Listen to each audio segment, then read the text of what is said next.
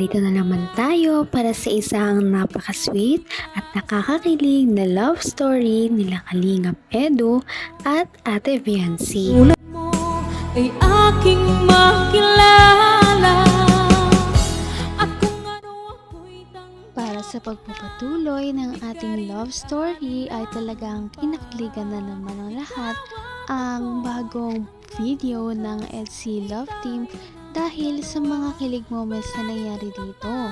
Ang kanilang pinuntahan ay simple lamang dahil ito nga ang bahay na ipinapagawa ng Kalingap Team at ng kanyang mga sponsors para kay Ate Viancy at sa kanyang pamilya. Pagpunta niya doon ay nagbigay pa siya ng napakaraming pagkain para sa mga karpintero at maliban doon ay nag-usap pa sila ni Kalingap Edu. Marami silang mga napag-usapan tungkol sa kanilang love team at ito na nga ang mga nangyari at mga pinag-usapan nila noong araw na yon.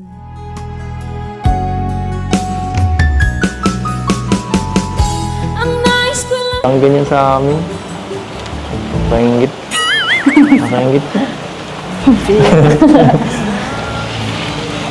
Tapos, kape-kape ka. Invite mo naman ako pag mga gano'n, ha? Hindi yung pinapauwi mo ako lagi. Pinapauwi mo ako lagi. Masumbong mo ako Ha?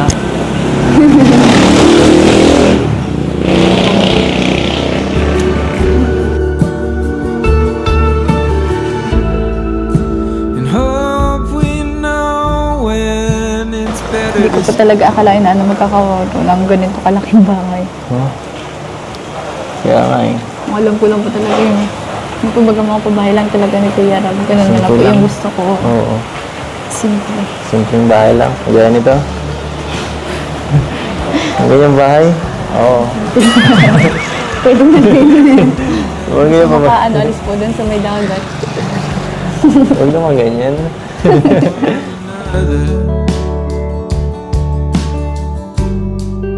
Are we just another project? Grabing ng ano. Ang bilis. Isang taon lang may bahay ka na. Pinagkikirapan to ng iba. Tapos, instant. Grabe. Pangarap to ng iba. Mayroon ka na. Diba? Di mo na ito problemahin. Pangarap ko lang din. So, may bahay ka na. Wala na. Wala ka na. Baka di ka na ganahan yan. Di ka na ganahan sa ibang ano mo. Di ka na ma-motivate. Okay na ako dito. Pambihira. Sila na lang ako dito sa bahay ko. Yan. Ano Gusto ko sunod pa rin mo? po magkaroon ng yung sarili ko.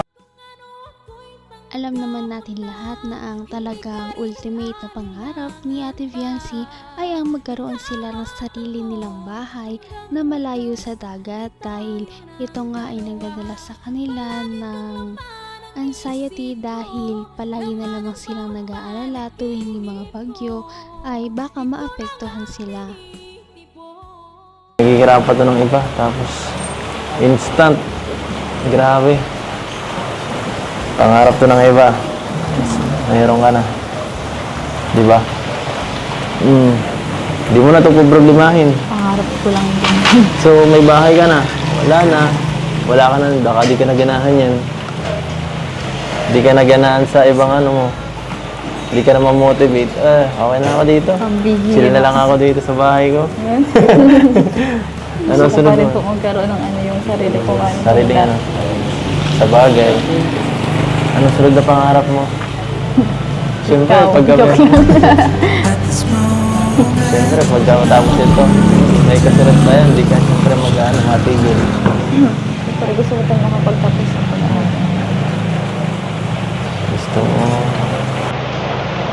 Mag-aaral. Bago ikaw ang pangarapin. Huwag. Huwag mo. Tangibig. Pinagluloko mo ako eh.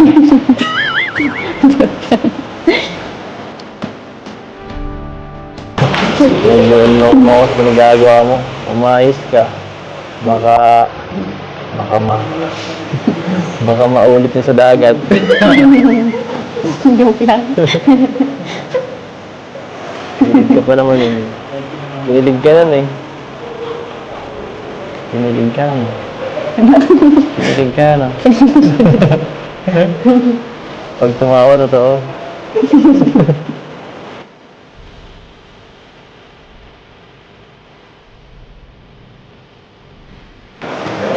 Anong naramdaman mo nun?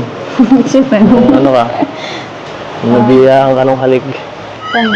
sa tan. Bahala ka dyan. Nalalapit na ang pagtatapos ng pagpapagawa ng bahay kila Ate Fiancé. Ngunit dito na rin ba magtatapos ang kanilang love team kapag nagawa na ang bahay nila Ate Fiancé? Sana nga ay hindi matapos ang kanilang love team kahit na magawa na ang bahay nila Ate Fiancé. At yun din naman ang inaasahan ng kanilang mga kita mahal. Kagabi. Ha? Thank you. Para yun lang. Siyempre, dapat base ano na yun, parang given na yun. Hindi ka na kailangan magpasalamat palagi. For hope or a mumbo. Masaya naman ako eh. Masaya ako pag nahatid ka. Kulang pa nga eh. Gusto ko mga 2 hours eh. 2 hours biyahe. Balikan. Dapat po pala din nagpabahay sa may ano. Sa taro. Para mas matagal. Mas matagal na samahan, di ba?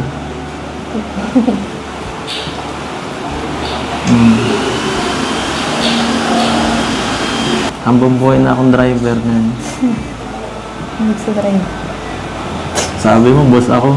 Pero ikaw naman ang susunod eh.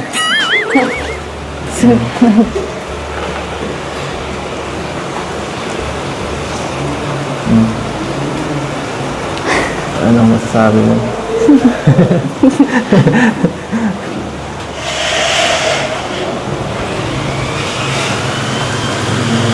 Ay. Ganda naman dito sa kwarto niyo, no? Nakaka-relax dito. Siguro lalo na pag matapos na to, sobrang ganda nito pag may ano na, kumpleto na lahat. Ano po, siguro. Ang ganda na nga Gusto po. ko Hindi tumambay natapos. dyan. Gusto ko tumambay dyan. Ang ganda. Huwag ka lang tatalon dyan, mataas yan. Hindi mo na kumatalon. Mataas yan. Ah. Ay. Saan ka ba nakatig? Napakabait talaga ni Ate Fiancé dahil kahit gaano na karami ang nangyayaring maganda sa kanyang buhay ay hindi niya nakakalimutan na magpasalamat sa mga taong responsable sa mga natatamo niya sa kanyang buhay. Kaya naman pinasalamatan niya si Kalingap Edu sa mga dinulot nitong maganda sa kanyang buhay. Abot kamay na kita. Hindi yung pinapauwi mo ako lagi. Hindi ko ako. Pinapauwi mo ako lagi. Nakakatid pa. Masumbong mo ako. Ah.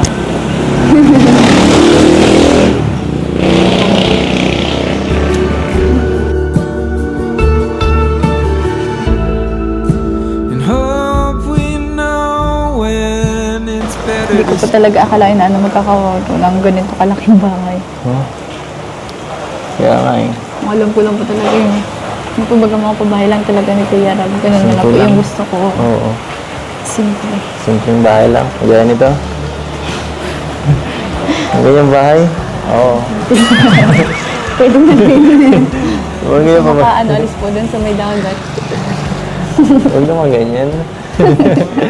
another. Are we just another project? Grabing ng ano. Ang bilis. Isang taon lang may bahay ka na. Pinaghihirapan to ng iba. Tapos, instant. Grabe. Pangarap to ng iba. Mayroon ka na.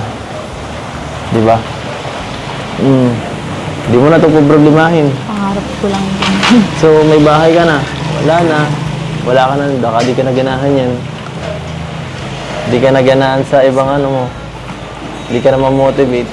Okay na ako dito. Pambihira. Sila na lang ako dito sa bahay ko. Yan. Ano Gusto ko sunod pa rin mo? po magkaroon ng ano yung sarili ko. Sarili ano. Sa bagay. Ano sunod na pangarap mo? Siyempre, Ikaw, pagka... joke lang. Siyempre, pagka matapos ito, may kasunod na yan. Di ka siyempre mag-ano, matigil. Pero gusto ko tayo makapagtapos ng pag-aaral. Sana nga ay magawa na ang bahay nila Ate Biancy para hindi na talaga sila mag-alala kapag darating yung mga araw na katulad niyan ay bumabagyo. Sana ay maayos ng kanilang bahay para makalipat na ang kanilang buong pamilya at mas maging maginhawa na ang kanilang pamumuhay simula ngayon. Napaka-sweet talaga nila at napakabait ng tambalang ito kaya maraming sumusuporta. Kaya naman sana ipatuloy natin silang suportahan at mahalin si Viancy, si Kalingap Edu at ang Kalingap team. Yun lamang at maraming salamat sa panonood. Abangan natin kung magkakatuluyan ba talaga si Kalingap Edu at Viancy. Hanggang sa muli. Bye! Ngayon'y abot